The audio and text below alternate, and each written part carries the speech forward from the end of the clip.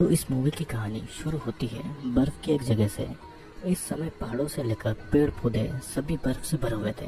लोगों के लिए बर्फीली जगह जन्नत होती है, लेकिन सबके लिए नहीं। और इसी बर्फ की जगह में कुछ लोग नेकेड बेहोश पड़े हुए थे। फिर हम देखते हैं कि लिजा नाम की एक लड़की को होश आता है और उसके पास पैट्रिक नाम का एक लड़का सोया पड़ा था। लिजा पैट्रिक को उठाती है और पैट्रिक ने एक मास्क पहना हुआ था, जिसे देखकर ऐसा लग रहा था कि वो पिछले रात को पार्टी कर रहे थे। फिर उन दोनों को एक घर दिखाई देता है और दोनों उस घर की तरफ भागते हैं ठंड से बचने के लिए। उनके साथ में 3 और नेकेड लोग घर की तरफ आते हैं और उन तीनों का नाम था मर्सी, डुको और गैब्रिएला। सभी फिर जल्दी से उस घर के अंदर आके आग में अपने आप को सेकने लगते हैं और बहुत ज्यादा ठंड होने की वजह से उनकी हालत खराब हो रही थी। तभी लिजा ये नोटिस करती है कि सभी के नाम के साथ में एक बैग लटका हुआ है और उन बैग में सभी के लिए अंडरगारमेंट्स थे। सभी जल्दी से वो अंडरगारमेंट्स पहनकर अपने शरीर को ढक लेते हैं और किसी को कुछ याद नहीं आ रहा था कि वे लोग इस सिचुएशन में कैसे आए हैं। पिछली रात का उनको कुछ भी ठीक से याद नहीं था और पैट्रिक उस घर को देखने लगता है कि शायद उनको कोई वहाँ पर मिल जाए जो कि उनकी मदद कर दे। उस घर में पीने के लिए पानी तक नहीं था और लिजा सोचती है कि बाहर से बर्फ लाकर उसको पानी बना सकते हैं, लेकिन मर्सी बाहर नहीं जाना चाहती थी। उन सबको बाकी का कुछ भी याद तो नहीं आ रहा था, लेकिन उनको ये याद था कि उन लोगों ने पार्टी में एक रेड कलर की ड्रिंक पी थी। डुको कहता है कि उस ड्रिंक का टेस्ट कुछ अजीब सा था। उनकी वो पार्टी किसी और जगह पर चल रही थी, लेकिन वो यहाँ इस बर्फ वाली जगह पर कैसे आए उनको कुछ भी याद नहीं था। और शायद ये सब उसी ने किया होगा जिसने पार्टी होस्ट की थी। सभी ने पार्टी में मास्क लगाया हुआ था, तो किसी ने किसी को नहीं पहचाना था और उनको यहाँ पर फंसाने के लिए सब कुछ प्लान किया गया होगा। पैट्रिक, लिसा और गैब्रिएला उस घर को चेक करने लगते हैं। यहाँ पर हम देखते हैं कि डुको लिजा को बुरी नज़र से देख रहा था और लिजा को इस बात की भनक नहीं थी। इधर मर्सी को वहाँ पर एक लैंप मिलता है और वो उस लैंप को जलाती है। वो घर काफी ज्यादा गंदा भी था। मर्सी और गैब्रिएला उस घर को देख ही रही थी कि तभी उनको लिजा के चिल्लाने की आवाज सुनाई देती है। दोनों लिजा की तरफ आते हैं और लिजा को एक रूम में एक लड़की दिखती है, जिसे देखकर ऐसा लग रहा था कि वो लड़की मर चुकी है। और तभी लिजा को पिछली रात की बातें याद आती है। पिछली रात की पार्टी में वही लड़की पार्टी में थी और उस लड़की का नाम कैटरीना था। उस पार्टी में अडल्ट चीजें चल रही थी और लिजा ने कैटरीना से पार्टी में बात भी की थी और पार्टी के होस्ट जेरेमी से कैटरीना की जान पहचान भी कराई थी। कैटरीना वहाँ पर मॉडलिंग का काम ढूंढने आई थी और कनेक्शन बनाने के चक्कर में वो उस पार्टी में आई थी। फिर इधर प्रेजेंट समय में लिजा ये सब याद करके रो रही थी और वहाँ पर बाकी के सभी लोग आते हैं। सभी उस लाश को देखकर बहुत ज्यादा हैरान थे और लिजा सभी को कहती है कि वही कैटरीना को पिछले रात को इस पार्टी में लाई थी। अब सभी को वहाँ पर कांच के टुकड़ों की आवाज सुनाई देती है। वे सभी नीचे के फ्लोर पर जाते हैं। किसी ने एक पत्थर में एक चिट्ठी बांधकर फेंक दी थी। उस लेटर में लिखा हुआ था कि कैटरीना की मौत का जिम्मेदार उन लोगों में से ही एक है और उन सभी के पास 5 बजे तक का समय है ये जानने के लिए कि कैटरीना की मौत किसकी वजह से हुई है। अगर कोई ये नहीं जान पाया कि कैटरीना की मौत का जिम्मेदार कौन है, तो वो सभी लोग 5 बजे तक मारे जाएंगे और तब तक हर घंटे उन सबको एक न एक मुसीबत झेलना पड़ेगी।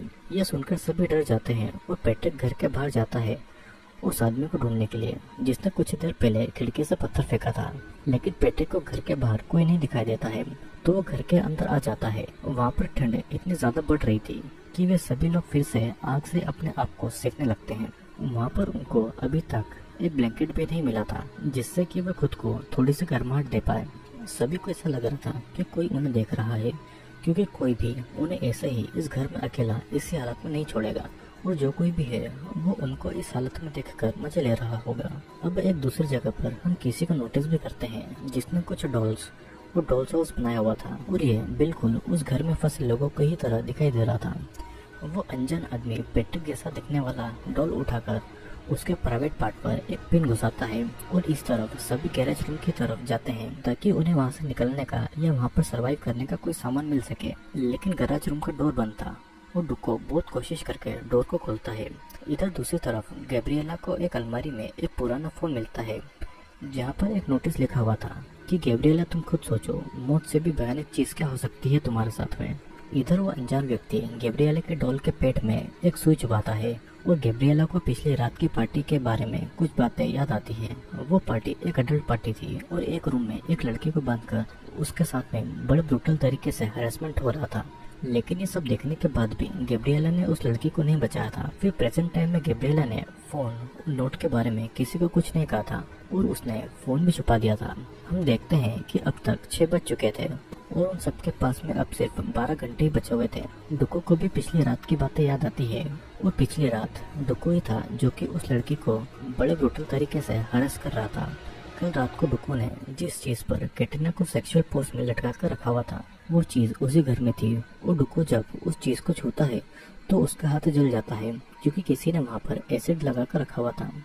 डुको की चीख सुनकर सभी उसके पास आकर उसे संभालने लगते हैं और वहाँ पर भी डुको के लिए एक नोट लगा हुआ था जहाँ पर लिखा हुआ था कि ये डुको को सजा देने के लिए अच्छी चीज नहीं है।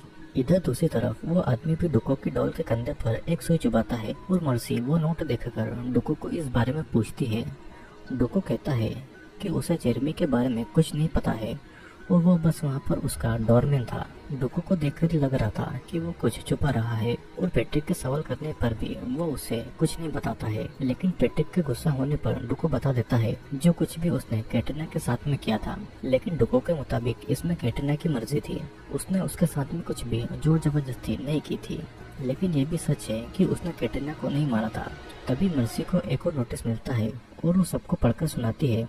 उसमें लिखा हुआ था कि क्या तुम फिर से ट्राई करना चाहोगे। वो नोट एक सेक्स टॉय पर चिपका हुआ था और ये देखकर डुको पैट्रिक का मजाक उड़ाने लगता है। पैट्रिक को गुस्सा आता है और वो डुको का गला घोटने लगता है। लिजा और गैब्रिएला उसे किसी तरह समझाकर रोकते हैं। पैट्रिक सबको बताने लगता है कि पिछली रात को उसके साथ में क्या हुआ था। पैट्रिक शादीशुदा था और वो अपनी वाइफ के साथ में अपनी मर्जी की सेक्सुअल फैंटेसी पूरी नहीं कर पाता था, इसीलिए वो इस एडल्ट पार्टी में आया हुआ था। जेरेमी उससे कहता था कि उसके पास में एक ऐसी लड़की है जिसके साथ में वो अपनी फैंटेसी पूरी कर सकता है। पैट्रिक उस लड़की से मिलना चाहता था तो जेरेमी उसे कैटरीना के पास लेकर आता है। वहाँ पर पैट्रिक बुरी तरीके से कैटरीना को हरास करता है और उसका रेप भी करता है और यहाँ तक कि उसने उस सेक्स टॉय को कैटरीना के ऊपर ब्रूटल तरीके से यूज किया था। लेकिन वो उसका कातिल नहीं था और पैट्रिक के मुताबिक कैटरीना भी उन सब चीजों के लिए राजी थी। तभी पैट्रिक नोटिस करता है कि गैब्रिएला के पास में एक फोन है और वे सभी गैब्रिएला से उस फोन को छीन लेते हैं और उस नोट को पढ़ते हैं। गैब्रिएला को मजबूरी में बताना पड़ता है कि उसने उस फोन में रिकॉर्ड किया है जो कुछ भी उन लोगों ने कैटरीना के साथ में किया था, लेकिन उसे भी कुछ नहीं पता है कि उनके इस हालत के पीछे किसका हाथ है। डुको गैब्रिएला का गला दबाकर उससे पूछता है कि क्या उसने कैटरीना का मर्डर किया है। गैब्रिएला कहती है कि पैट्रिक के जाने के बाद में वो भी चली गई थी और तब तक कैटरीना जिंदा थी। यहाँ पर हम देखते हैं कि वो आदमी उन डॉल्स को उसी पोजीशन में रख रहा था जिस तरह वे सभी बिहेव कर रहे थे। उन लोगों के झगड़े के बीच में मर्सी अकेले ही एक हथियार के साथ ऊपर के रूम की तरफ जा रही थी। लिजा उस घर के बाहर चली जाती है ताकि वो कुछ मदद लेकर आ सके और अब तक मर्सी को भी अपने नाम का नोट मिल गया था तो वो याद करती है कि पिछली रात को उसके साथ में क्या हुआ था। मर्सी के 2 बच्चे थे और वो जेरेमी के पास में काम करती थी और पार्टी में ड्रिंक भी वही सबको सर्व कर रही थी। जेरेमी के थोड़े से पैसे देने पर उसी ने रेड ड्रिंक में ड्रग मिलाया था और इसीलिए वे सभी लोग रेड ड्रिंक पीकर बेहोश थे। लेकिन इस चाल में वो खुद ही फंस गई। फिर कहीं पर वो अनजान 2 सुई मर्सी के डॉल के कंधे पर और ब्रेस्ट में घुसाता है और अब तक हमें सभी की पिछली रात की स्टोरी दिखाई गई थी। लेकिन ये जान पाना मुश्किल था कि कैटरीना का कातिल कौन है और इनमें से कोई एक ऐसा था जो कि झूठ बोल रहा था। लिजा भी बाहर इतनी ठंड में बड़ी मुश्किल से आगे बढ़ रही थी और घर पर गैब्रिएला को तो लग ही रहा था कि लिजा जिंदा नहीं बचेगी। किसी तरह से वो बस एक घर को ढूंढ ले जहाँ से मदद बुलाई जा सके। बाकी सभी फिर मर्सी को ढूंढने के लिए ऊपर रूम की तरफ जाते हैं और अचानक गैब्रिएला को याद आता है कि उसने कल रात को वीडियो अपलोड कर दी थी, जिसका मतलब अब तक दुनिया को पता चल गया होगा कि वे लोग किस टाइप की पार्टी कर रहे थे। पिछली रात को जेरेमी ने खुद आकर गैब्रिएला से जान पहचान की थी और कुछ समय बात करने के बाद जेरेमी उसे सही इंसान ढूंढकर एंजॉय करने को कहता है। जेरेमी के जाने के बाद में गैब्रिएला एक पल के लिए सोचती है कि वो उस पोस्ट को डिलीट करे कि नहीं और प्रेजेंट समय में गैब्रिएला को कुछ याद नहीं था कि उसने पोस्ट डिलीट की थी या नहीं। और यहाँ पर हमें फाइनली उस अनजान शख्स का चेहरा दिखाया जाता है और वो और कोई नहीं बल्कि जेरेमी था। जेरेमी खुद के हाथों से सुई निकालकर उन डॉल्स पर लगा रहा था और इस तरफ लिजा रास्ता नहीं भूले इसलिए उसने पेड़ों पर कपड़ों का टुकड़ा बांध दिया था और गिरते पड़ते वो बर्फ के बीच चलती जा रही थी। दूसरी तरफ मर्सी बाकी सभी से छुपकर बैठी हुई थी। उसे डर था कि अगर किसी को पता लग गया कि उसी ने उस रेड ड्रिंक में ड्रग मिलाया था तो सभी उसे किलर समझकर मार डालेंगे। लेकिन पैट्रिक, गैब्रिएला और डुको उसे ढूंढ लेते हैं और उनको वो नोट भी मिलता है जिसमें लिखा हुआ था कि मर्सी ने उनको ड्रग दिया है।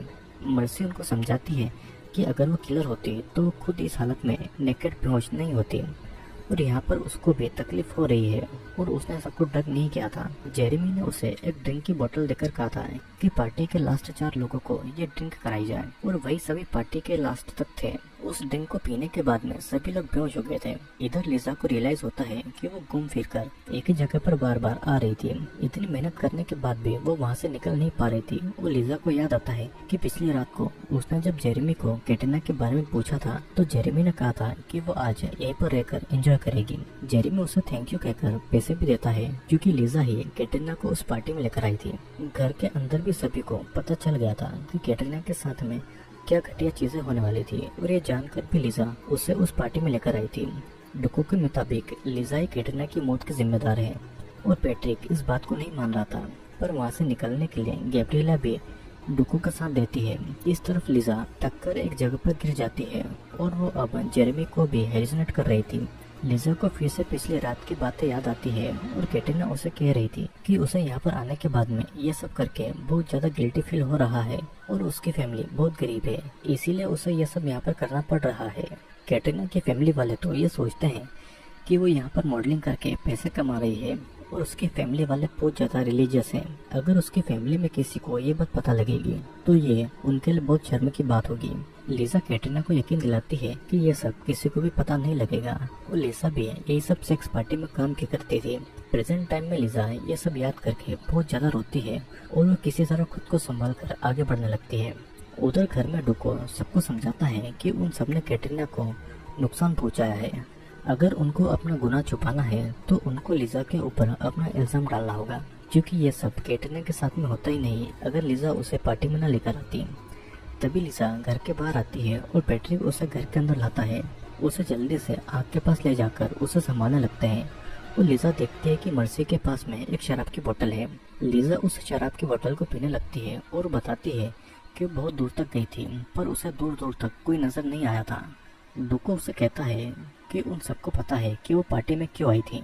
लिजा उठकर कैटरीना की बॉडी के पास में जाती है और बाकी के सभी भी वहीं पर आते हैं। लिजा को पता लग गया था कि वो सभी उसे मारने वाले हैं तो वो घर के बाहर भागने की कोशिश करती है पर पैट्रिक उसे घर के अंदर खींच लेता है।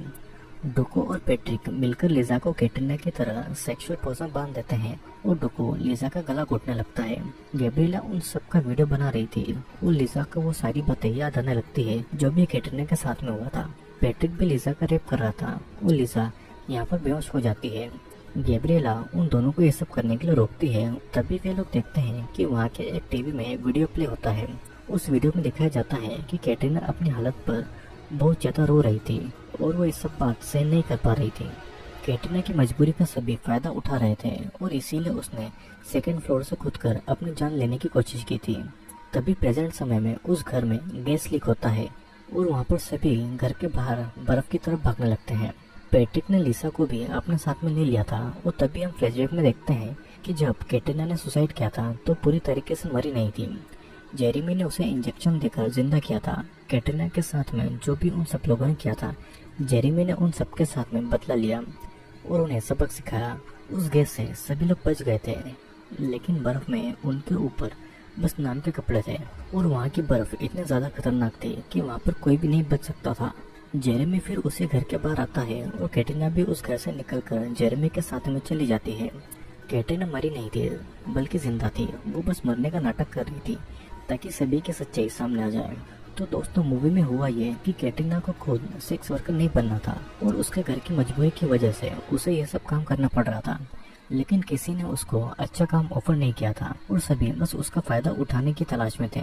लिजा कैटरीना की दोस्त थी लेकिन उसने भी पैसों के लिए अपने दोस्त से सेक्स वर्क करवाया। डुको जिस तरीके से मैच्योर था उसे उस हिसाब से लड़के को खराब कामों से बाहर निकालना चाहिए था, लेकिन उसने ऐसा नहीं किया और उसने भी कैटरीना को हरेस किया। पैट्रिक की वाइफ थी और वो अपनी वाइफ के लिए लॉयल न रहकर अपनी सेक्सुअल फैंटेसी पूरी करने के लिए उसने अपनी वाइफ को धोखा दिया और साथ ही उसने कैटरीना की मजबूरी का फायदा उठाकर उसके साथ में रेप किया और हरेसमेंट किया। गैब्रिएला भी लाइक और व्यूज के चक्कर में कैटरीना की मदद करने की वजह उसका वीडियो बनाती रही और वहीं मर्सी थोड़े से पैसों के लिए ड्रिंक में ड्रग मिलाकर कैटरीना और सबको पिला रही थी, तो इसीलिए इन सबको अपने कर्मों की सजा मिलनी थी।